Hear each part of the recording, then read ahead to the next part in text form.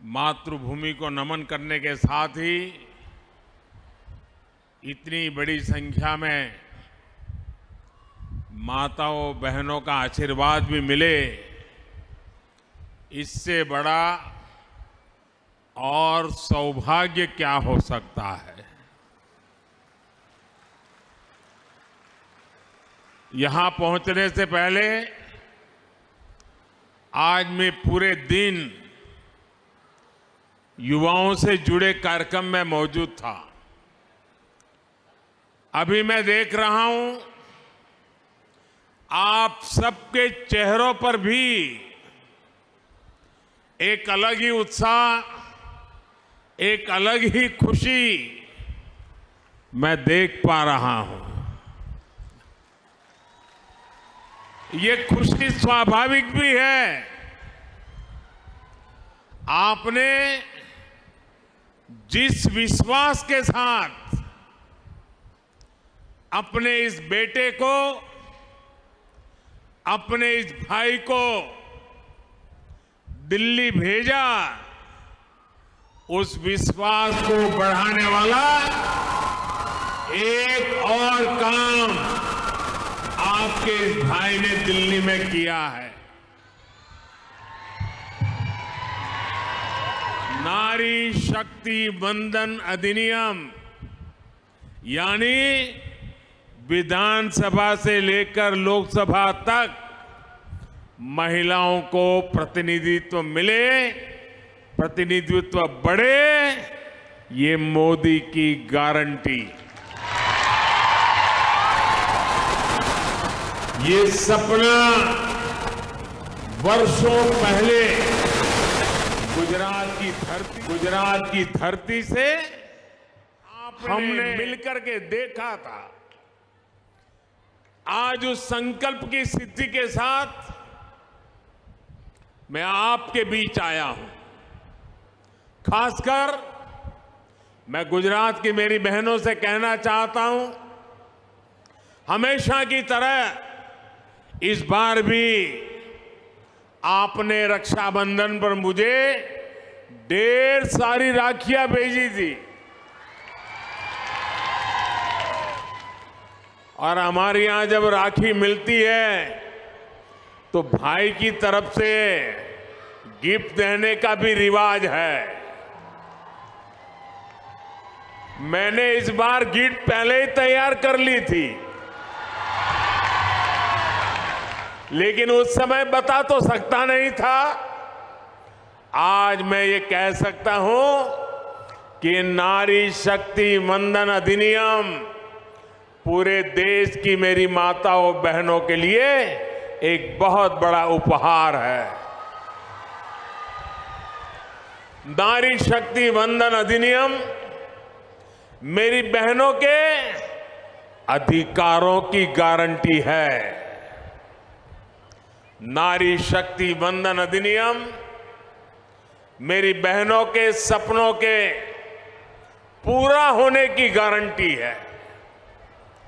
नारी शक्ति वंदन अधिनियम देश की नारी शक्ति के सामर्थ्य का सम्मान है और ये नारी शक्ति वंदन अधिनियम भारत के विकास की, विकसित भारत की भी गारंटी है। क्योंकि जब महिलाएं बड़ी संख्या में नेतृत्व के लिए आगे आएगी तो देश को आगे जाने से कोई रोक सकता नहीं है। मैं आप सभी को नारी शक्ति वंदन अधिनियम पास होने की बहुत बहुत बधाई देता हूं। बहनों, बेटियों, आप सब जानती हैं कि आजादी के इतने दशक तक नारी शक्ति के सामर्थ्य के साथ इंसाफ नहीं हुआ। अब आप मुझे बताइए, किसी के एक हाथ एक पैर को बांध कर रखा जाए तो उससे आप कितनी उम्मीद कर सकते हैं? देश की आधी आबादी की पूरी भागीदारी के बिना देश तेज विकास नहीं कर सकता है। हमने देखा है कि महिला अधिकार की बात पर या तो पहले सियासी बहाने बनाए जाते थे या ये कहा जाता था कि महिलाएं सारे काम नहीं कर सकती। हमने गुजरात से इसी सोच के खिलाफ लड़ाई शुरू की थी। गुजरात में हमने परिवार, समाज और स्टेट तीनों स्तर पर महिला सशक्तिकरण की दिशा में कई सफल अभियान चलाए। परिवार में पीने के पानी जैसी बेसिक जरूरत हो, आर्थिक भागीदारी की बात हो या इलाज की चिंता हो, इनसे महिलाएं सबसे ज्यादा प्रभावित होती हैं। हमने एक एक करके ऐसी बहुत सारी योजनाएं बनाई जिससे परिवार में रहने वाली हर महिला का जीवन आसान हो। सामाजिक स्तर पर बहनों बेटियों को बराबरी दिलाने के लिए, उनकी शिक्षा के लिए हमने कन्या केळवणी अभियान गुजरात में हर जून महीने में चलाते थे। स्टेट लेवल पर राजनीति में और प्रशासन में उनकी भागीदारी सुनिश्चित की गई। गुजरात में स्थानीय निकायों में महिलाओं के लिए 50% आरक्षण की व्यवस्था के बारे में हम सबको पता है। आप में से ज्यादातर बहनें ये भी जानती है कि मैंने हर स्तर पर महिलाओं का प्रतिनिधित्व बढ़ाने के लिए समरस पंचायत ये प्रयोग शुरू किया था। हमने तय किया था कि जिन पंचायतों में प्रधान के लिए महिला के लिए आरक्षण होगा, अगर उस पंचायत में सभी महिलाएं जीत करके आएगी तो उस समरस गांव में हम अतिरिक्त बजट देंगे, अतिरिक्त पैसे देंगे ताकि महिलाओं के नेतृत्व में विकास हो। और हमने देखा कि बहुत बड़ी तादाद में हमारे पंचायतों में सभी सदस्य महिला चुनने लग गई और महिलाओं ने विकास के इस काम को पाई का सही उपयोग करके अमल में लाया। हमने ये भी तय किया कि समरस पंचायतों में हम महिला अधिकारियों को ही नियुक्त करने का प्रयास करेंगे। माताओं, बहनों, महिलाओं की भागीदारी के लिए, उनके आरक्षण के लिए ये निर्णय केवल सरकारी नियम कानूनों तक ही सीमित रहे हो ऐसा नहीं है। बीजेपी ने एक जिम्मेदार राजनीतिक दल के रूप में भी कई निर्णय लिए और नई राजनीतिक परंपराओं को शुरू किया। स्थानीय निकायों में जो 4 प्रमुख पद होते हैं, mayor, deputy mayor, standing committee chairman और दल का नेता, हमने तय किया कि इनमें से कम 1 महिलाओं को लिए रिजर्व हो और वहां अगर एससी कम्युनिटी है तो एसटी कम्युनिटी है तो एसटी, उनको भी इसका एक पद दिया जाए। ये पद हमारे दलित समाज, हमारे आदिवासी समाज, उनके लिए हमने करने का प्रयास किया। गुजरात में ये जो सफल प्रयोग हमने किए, इससे हमें महिलाओं के लिए काम करने का एक अनुभव भी मिला, आत्मविश्वास भी मिला। आज देश में घर से लेकर संसद तक हर क्षेत्र में महिलाओं से जुड़े जो बड़े फैसले हो रहे हैं, उनमें गुजरात के इन अनुभवों की बड़ी भूमिका है। माताओं, बहनों, गुजरात में वर्षों पहले हमने जेंडर बजट का नया प्रयोग किया था। बहनों बेटियों के सर्वसमावेशी विकास के लिए सर्वग्राही नारी गौरव नीति बनाने वाला गुजरात देश का पहला राज्य था। इस नीति के माध्यम से महिलाओं को आर्थिक एवं सामाजिक तौर पर ज्यादा अवसर मिले, महिलाओं का स्किल डेवलपमेंट हुआ, महिलाओं के लिए रोजगार के अवसर बढ़े, प्रदेश की महिलाओं का उनके सरकार की कल्याणकारी योजनाओं का लाभ पहुंचे। इसलिए अलग से महिला बाल विकास मंत्रालय की शुरुआत की गई थी। गुजरात में पुलिस समेत सभी सरकारी भर्तियों में महिलाओं के लिए 33% आरक्षण है। गुजरात में पशुपालन के व्यवसाय में भी 65% से अधिक हमारी माताएं बहनें कार्यरत हैं। अकेले गुजरात में डेयरी क्षेत्र में 35 लाख से ज्यादा महिलाएं सक्रिय भागीदारी कर रही है।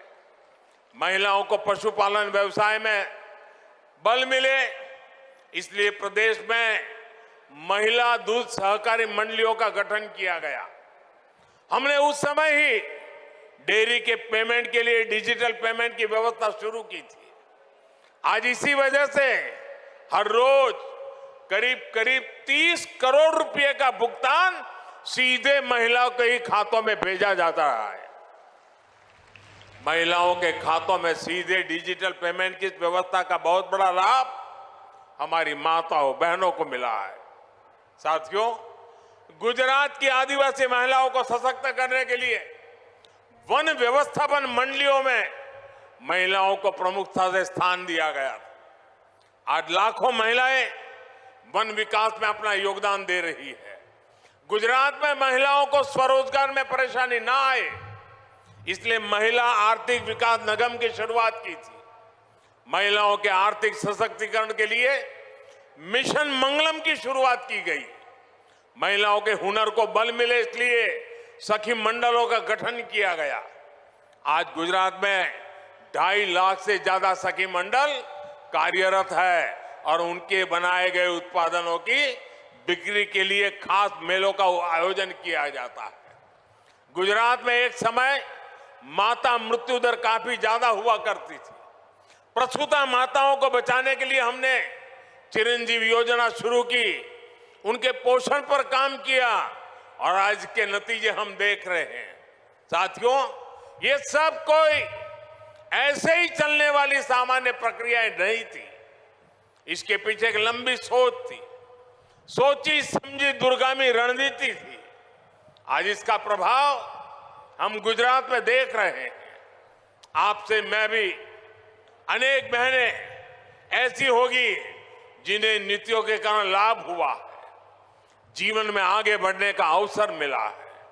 साथियों, पानी समितियों में महिलाओं की भागीदारी, महिला नेतृत्व की शुरुआत भी हमने सबसे पहले गुजरात से ही की थी। गुजरात की पानी समिति की इस व्यवस्था को अंतर्राष्ट्रीय अवार्ड भी मिला था। मुझे याद है कि इस पहल के लिए गुजरात को न सिर्फ राष्ट्रीय स्तर बल्कि अंतर्राष्ट्रीय स्तर पर भी सराहना मिली थी। गुजरात को यूनाइटेड नेशन और कॉमनवेल्थ एसोसिएशन से 2 बड़े अंतर्राष्ट्रीय अवार्ड भी मिले थे। इन्हीं अनुभवों से सीखते हुए हमने देश में जल जीवन मिशन शुरू किया। आज पूरे देश को जल जीवन मिशन के जरिए उसका फायदा मिल रहा है।